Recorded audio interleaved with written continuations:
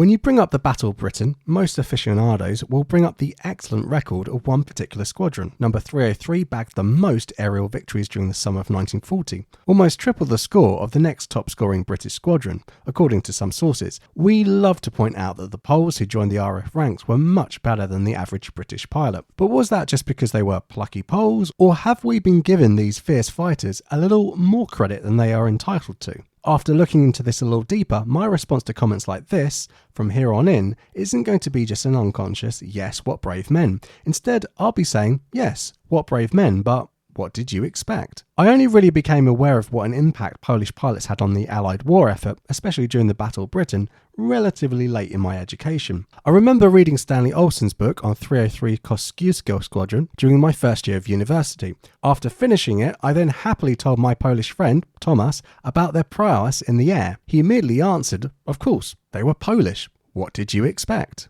As a proud Pole, he was no doubt tapping into his national pride, backed up by the admirable determination of his forefathers to continue a war which had consumed their country in a matter of weeks. In fact, what both of us didn't know at the time was that the je ne sais quoi surrounding these pilots was not entirely down to national character. There was a lot more to their story which, if you were a betting man, would have resulted in you wagering huge amounts on their success in the air over Britain in 1940. In essence, what we're looking at here is the equivalent of Lewis Hamilton competing in the Grand Prix against your kid brother who's just passed his driving test, after about 10 attempts. So let's get down to it. What made the Poles such good fighter pilots in comparison to their British and French counterparts? And is it really a fair comparison?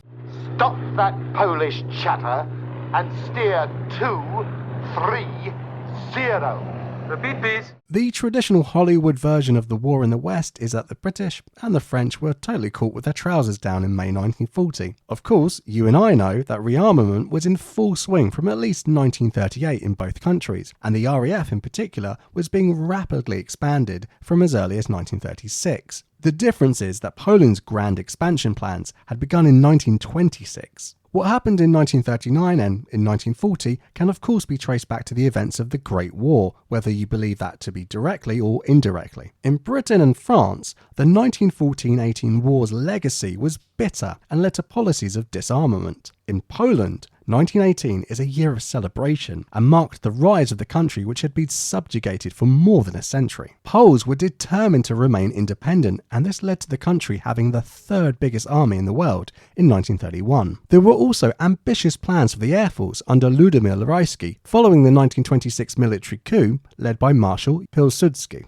However, Poland was not a rich country and was limited by available funds as well as military doctrine. Despite these limits, the Polish Air Force was one of the most modern by the start of the 1930s, and its indigenous aircraft production was able to produce some of the most advanced fighters of the day, though this was also limited by available funds. The Polish air crews were also extremely well trained. Poland, unlike Great Britain, required all men to serve at least 2 years of national service in one of the branches of the military. This led to a large percentage of the population who had at least some military training. In addition to this, flying had taken off in a big way in Poland since 1903. In the 20s and 30s, there were numerous programs which offered free glider training, which allowed many young men to be funneled into further flight training. A very similar model was used by Germany to launch its Luftwaffe. This is by far one of the biggest reasons why Polish pilots performed so well during the Battle of Britain. They often had years of flying experience. Many British recruits, on the other hand, had a few months at best. The average cadet being commissioned as a second lieutenant from Deblin Air Force Academy had nearly 1,500 hours of flight training, and the same in theoretical training. Those who were serving one of the operational squadrons in 1939 would have even more practical flight time.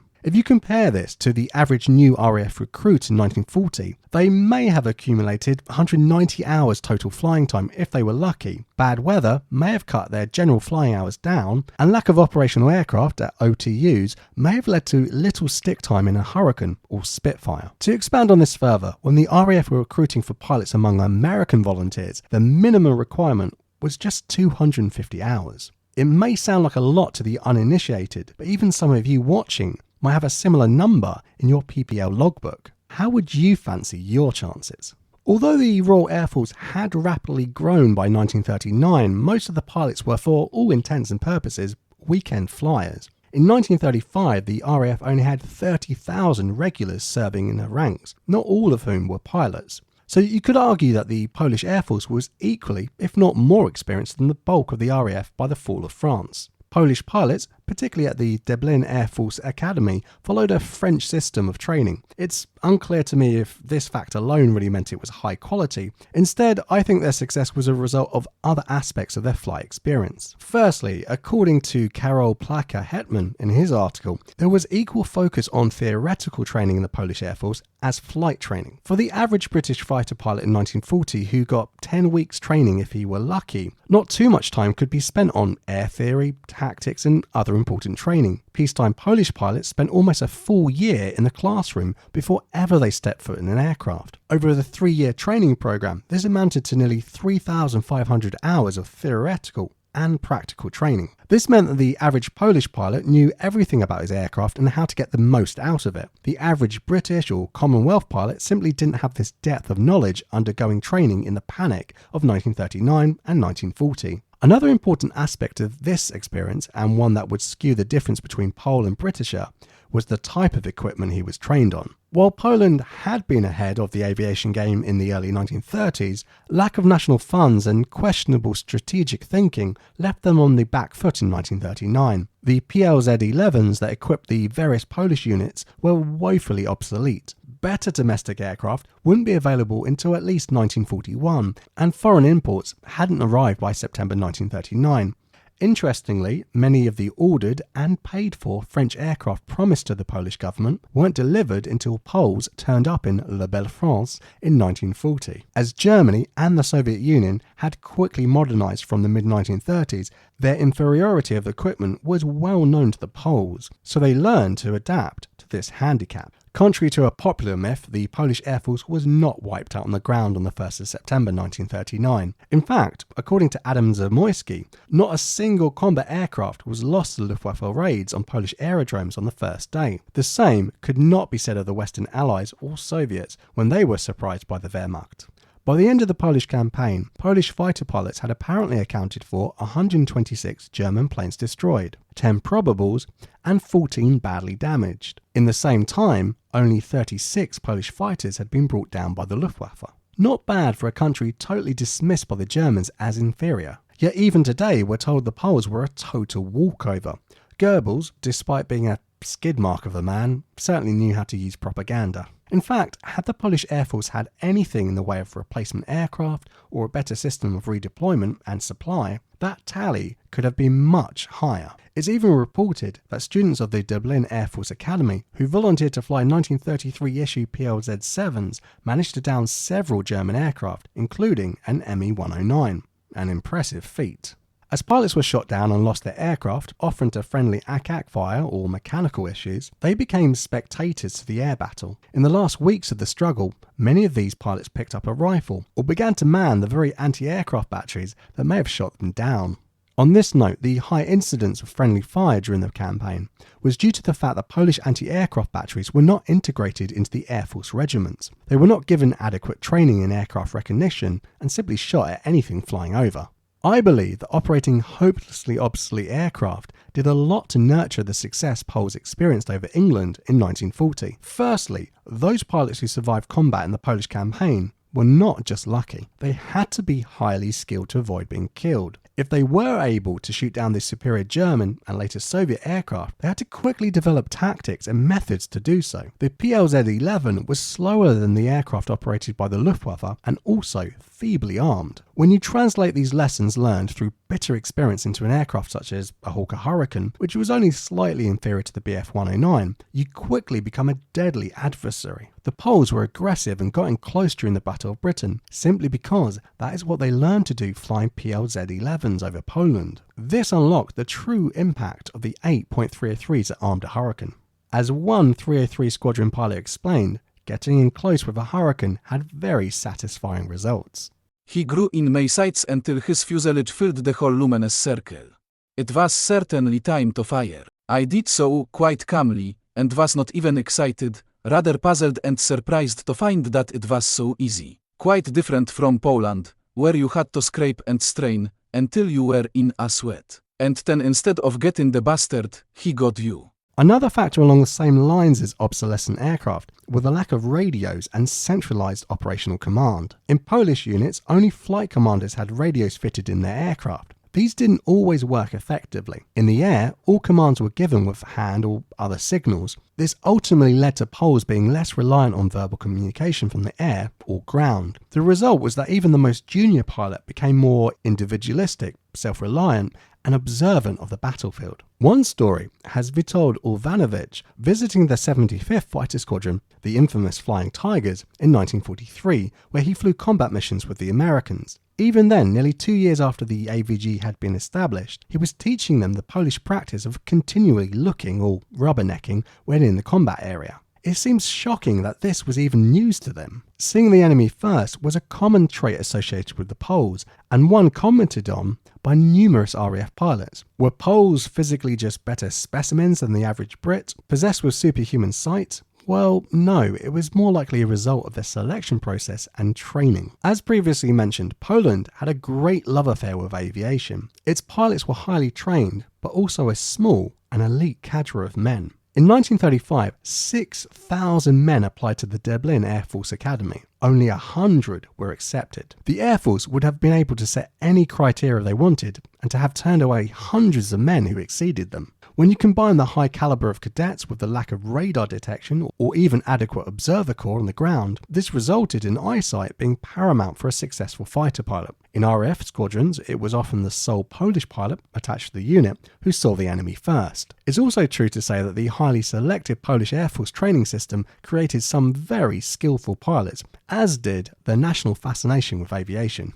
Group Captain Billy Drake, then an instructor at an OTU in early 1940, recalled an encounter with a rather tubby, balding, middle-aged Polish trainee. Thinking that he would take this poor chap up and teach him how to at least try and survive one battle in a hurricane, Drake soon became the student. The Pole quickly latched onto the young Briton, himself an experienced pilot, who could not shake him for the rest of the training flight. On the ground, Drake sought out one of the other Polish officers who spoke some English. He was duly informed that the old man was the Polish aerobatic champion and had held the title for at least 2 decades. When the survivors of the Polish Air Force escaped into France and Britain, which in reality was about 80% of their personnel on the 1st of September, they weren't well received. It took a lot of time for these experienced men to be integrated into the French Air Force, and even longer into the RAF. The French seem to have despised and mistrusted the Poles. They were often given the most basic accommodation, and when they were mobilised into the Air Force, given cast-off aircraft, even when more modern models were sitting in depots. You can check out my video on the Squadron Cyclone for more information about this if you want. The British were wary too. Despite extended talks with the Polish government in exile, including General Sikorski, Britain was initially unwilling to establish a foreign sovereign air force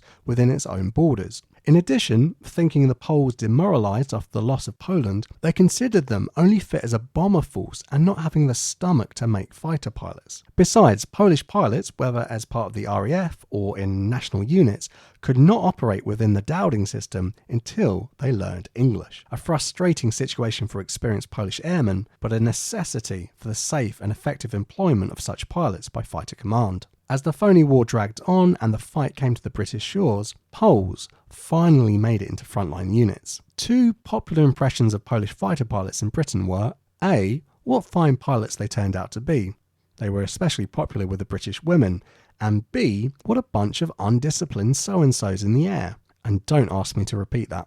I would say what the British deemed as not following the rules was a result of months of idleness, neglect by their allies, and frustration with the plodding nature of the French and British. For some Poles entering the battle in 1940, a year had passed since their home had been occupied. In truth, the Polish airmen, especially those graduates of Dublin, were extremely disciplined, but approached the war and military life in a very different way. Indeed, the concept of King's regulations, which were taught to Republican Poles just arriving on British shores, baffled them, and not purely because of the language barrier. Another key aspect of their indiscipline in the air was the outdated tactics used by their French and British counterparts, as well as their seeming lack of appetite to fight the enemy. One Polish pilot flying back to base with a French unit during the Battle of France called out a lone German bomber. Václav Kroll, formerly of the Krakow Squadron, was told by the French leader, "You can do what you like, we're going home." Kroll left the patrol, cool, and shot down the Heinkel,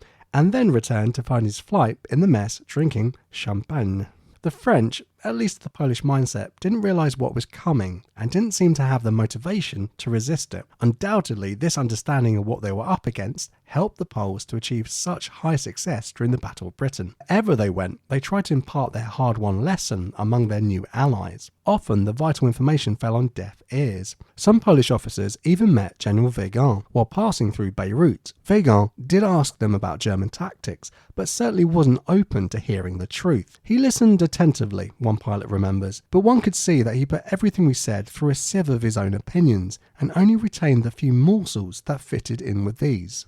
Karol Piniak, attached to 32 Squadron RAF, found himself on patrol flying in a tight Vic formation, covered by a weaving lookout behind the other 6 aircraft. He naturally dropped back to cover this vulnerable squadron mate and was severely reprimanded for it on the ground. Piniak said, "As a pilot, I had 10 years experience, a fairly high level of training, and some 30 operational wartime sorties in the September 1939 campaign behind. This is why I could in no way accept the commander's opinion, and I struggled in my poor English to explain that their way of flying was useless and dangerous." The Polish eagerness to pursue and fight any German he saw was also witnessed by the British. Famously, it was just such an episode on the 30th of August which preceded 303 Squadron being declared operational. While on the training mission escorting Blenheims, pilot officer Ludwig Paszkiewicz noticed the formation of Germans, called them out, and duly attacked when no orders were given. Squadron leader Kennett, outwardly officially pissed off, nevertheless declared the squadron operational the next day. He didn't forget to privately congratulate Paszkiewicz.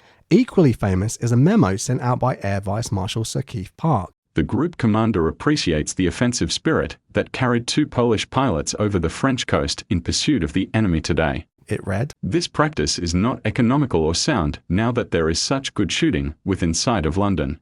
All this to say that when the Poles were formed up in their own units, they didn't have to learn through trial and error how best to combat the enemy effectively. They already knew, and so could go about amassing an impressive tally of victories from day one. Not so for most new British or Commonwealth squadrons, being thrown into the battle full of newly trained pilots. It's something of a myth that Polish pilots fighting with the British and then later in their own air force were reckless with their lives. True, the average Pole had a deep hatred of his German adversary for obvious reasons, but it would be wrong to think that Poles had little to live for and would make suicidal attacks. Right up until 1945, most Poles believed that they would win the war and return to a free and independent Poland. Instead, the Poles launched attacks when the advantage was in their favour and didn't miss the opportunity to engage the enemy. They were also protective of each other's lives. I strongly believe that this was another factor that led to their success during the Battle of Britain. The Free Poles fighting for the Allies, though they numbered in their thousands, were a close-knit community.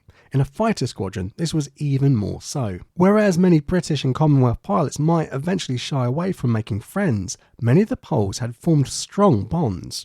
The campaign in Poland, internment in Romania or Russia, as well as the vast distances all had travelled to reach France or Britain, had created something much stronger than experienced by the average British pilots. This is perhaps why Poles together did better than individual Polish pilots flying with British squadrons. There was also no class or caste system in Poland since the Declaration of Independence. While British officers didn't socialise with NCOs or other ranks, Polish pilots often revered their ground crews. One such incident had Polish ace Stanislaw Skalski walk up to his fitter, kiss his hands and exclaim, "Were it not for these hands, I would never have shot down so many planes. I'd be dead." British officers who witnessed the act were a little taken aback, seeing that Skalski was a wing commander at the time. Now, you wouldn't expect a similar scene at 617 Squadron dispersal with Gibson on bended knee, kissing his fitter's hand, though you might not be surprised to see Cheshire do it. Polish ground crews may also be another important reason for the success of Poles during the Battle of Britain, especially 303 Squadron. Although all ground crews are certainly the unsung heroes of World War II, it seemed that the Polish Erks were even more dedicated to their pilots and machines. Reportedly, they worked longer hours, didn't stop until the task was done, and took much more pride in the maintenance and presentation of their aircraft. A large factor in this may have been pay. While all Polish pilots took a demotion to join the Royal Air Force Volunteer Reserve, as well as a pay cut, Polish ground crews saw their salaries more than triple. Polish losses were bitterly felt, and the closeness of such a bond ultimately led to better coordination in the air between fellow Poles. Combine that with thousands of hours of flight training, and no wonder these men accounted for 7.5% of Fighter Command's tally, while only making up 5% of their total manpower. Despite the strong bonds they must have felt for each other, each Pole was also a single force to be reckoned with. While fighting in Poland, most pilots operated at flight rather than squadron strength, and often without direct orders from a centralized commander. This enabled them to think for themselves and adapt quickly to changing situations. As previously mentioned, this enabled them to introduce up-to-date tactics that helped them to overcome the enemy. Once these lessons had been learned during the Polish campaign, the pilots had months to share their experience with each other. Stuck in isolated French air bases or in RAF English classes, the important lessons were passed around the Polish Air Force in exile. When it comes to explaining why the average Pole was able to outshine the average RAF pilot, this is possibly the most important factor. Had the British been, well, less British,